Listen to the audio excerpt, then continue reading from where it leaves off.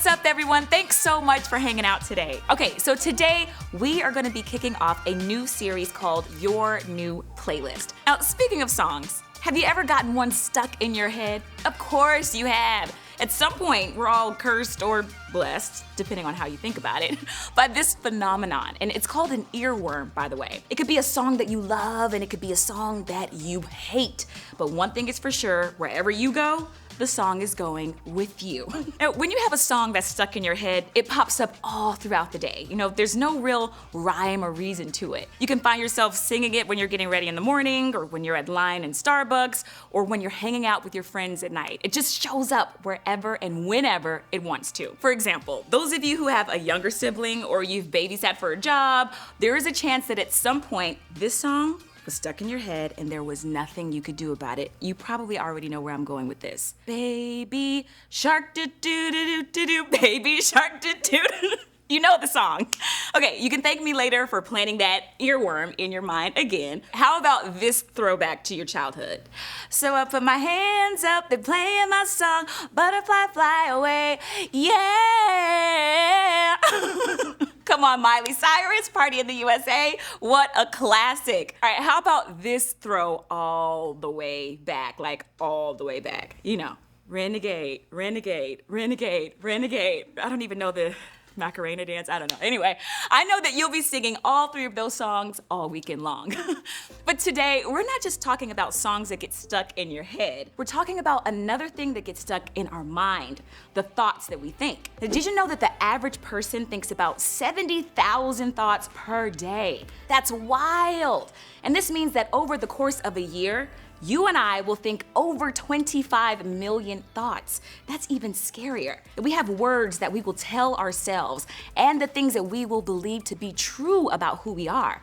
And then that's our mental playlist. And I don't know about you, but sometimes I wish mine were a little different. Yes, it started for me way back in high school. I started auditioning for all these commercials and plays. I just wanted to be an actor through and through. And so auditioning was a part of my normal routine, and I was used to getting told no, but this particular audition, I was so sure, I was so confident that I had it in the bag. And so I went to this audition, I sang my best, I did my best monologue, I was kind of like, you know, arrogant with it, like I just knew that I was killing it. And anyway, the casting director stops me in the middle of my audition and she says, "No thanks, we're going in a different direction." And I'm like, what? And I just remember being in the car on the ride home, just obsessing over what I did wrong. Like, was I not attractive enough? Was I not talented enough? Was I not funny enough? If I'm not a good singer, if I'm just wrong. And I remember years later, I found out I simply didn't get the part because I was just too young. But all of those years, for so long, I just had all these thoughts in my mind like I just wasn't good enough. So for a very long time, those words just played on my mental playlist over and over. It was way worse than having Baby Shark stuck in my head. No, seriously, I wish that I had some noise-canceling headphones to drown out those thoughts, but I didn't. It was like 1 minute I'd be fine, and then the next minute I'd be thinking, who turned up the volume on all these negative thoughts? So what about for you? Does it ever feel like your thoughts are just crashing a party you don't even remember inviting them to? Your college application has your stress dialed all the way up to an 11, and now all you can think about is how worried and nervous it all makes you feel. Tryouts have you so on edge, just picturing how bad it might go that you almost talk yourself out of going. You keep replaying that fight with your friend on a loop in your mind until it just becomes the only thing you can think about. You're trying to do your homework, you're trying to eat dinner, you're trying to get ready for school or hang out with your friends. You're trying to go to sleep. But no matter what, you just can't shut off the playlist of negative thoughts running through your mind on repeat. Am I gonna fail this test? Am I good enough to make the team? Will my friend and I ever be the same after this drama? On and on and on, it just keeps going, right? Some people call that overthinking. That's what happens when what you think gets in the way of, well, anything else. No matter how hard you try to distract yourself or think about something else or turn the volume all the way down on any and all unhelpful thoughts, that playlist just keeps going on a loop. Maybe you've heard people say things like, stop overthinking, or it's all in your head, or it's not that big of a deal. Maybe you even think I'm about to say that to you right now. Don't worry, I'm not. because I know that changing the soundtrack of our thoughts isn't that simple, but that doesn't mean it's impossible. I really believe that there's a way to turn down the volume on those negative thoughts that are stuck in your head, and that's exactly what we're gonna talk about today. The Bible is divided into two sections. There's the Old Testament and the New Testament. Now, the Old Testament are the books of the Bible that record what happened before Jesus walked the earth, and the New Testament consists of the books that accounted the time after Jesus walked the earth, and beyond that. But ultimately, whether it's an Old Testament or a New Testament book, they all point to Jesus. The first 4 books of the New Testament are called the Gospels, and they are the accounts of Jesus' life when he lived among us. The first book of the New Testament, the first gospel, is the book of Matthew. Now, Matthew records a sermon that Jesus preached. It's famously called the Sermon on the Mount, which simply means it was a message that Jesus delivered on the side of a mountain. And in it, Jesus talked a lot about what your life would look like if you had a thriving, everyday faith.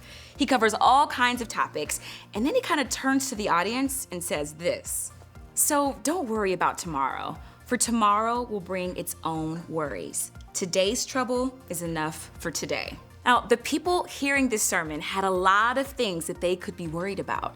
And Jesus is saying, when the playlist in your head is filled with a ton of stress and worry, you don't have to leave it on repeat. Instead of worrying about yesterday or focusing on tomorrow, Jesus reminded us to stay focused on today. Jesus reminded us to turn the volume down on overthinking and worrying about what might or might not happen tomorrow, to stop the playlist of anxious thoughts, to choose instead to turn up the volume louder on something better. Here's what I want you to remember. You create your playlist, and I create mine. And we can turn down the volume on the thoughts that are not helpful. We can change the playlist running through our minds. We can start focusing our thoughts on what Jesus is doing in our lives today.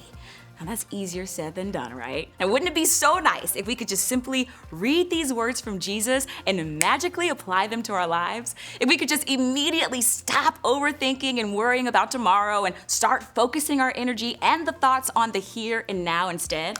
But the reality is this: it's gonna take some practice. Changing the playlist in your head is possible, but it won't happen overnight. And it won't happen without some help.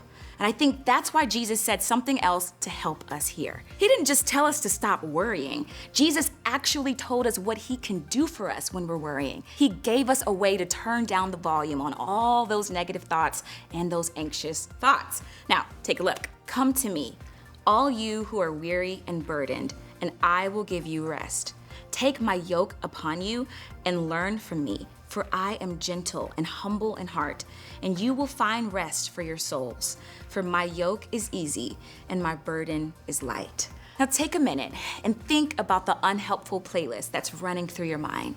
Consider the unhealthy, the negative thoughts that sometimes make up your mental soundtrack, the stuff that increases the volume of stress and worry and anxiety.